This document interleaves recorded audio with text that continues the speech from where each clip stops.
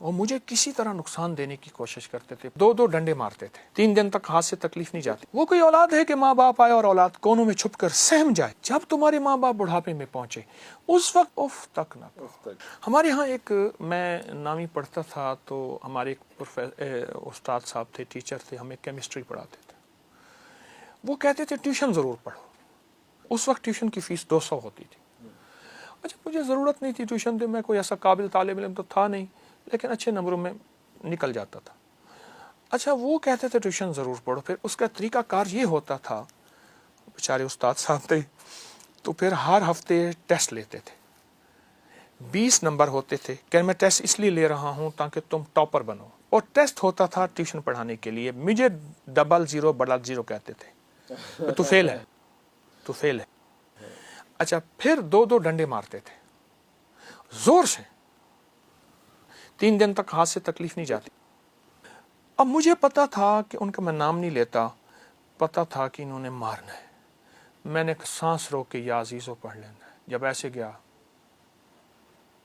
ایسے کرتے تھے، اچھا اچھا اچھا، 2 انڈے لیتا ہے 00 اور ٹاپر بنتا ہے۔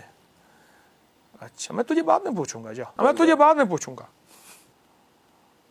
آج تک پوچھا ہی نہیں۔ اور اللہ کا فضل ہے وہ خطرہ ٹل جاتا تھا اور مجھے مار نہیں پڑی۔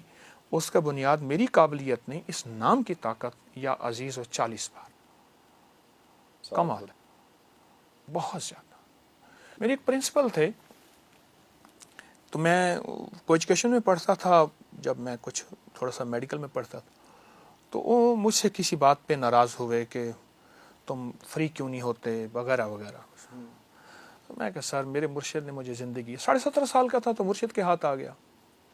اچھا تو پھر وہ ناراض ہوتے تھے، وہ مجھے کسی طرح نقصان دینے کی کوشش کرتے تھے، پرنسپل۔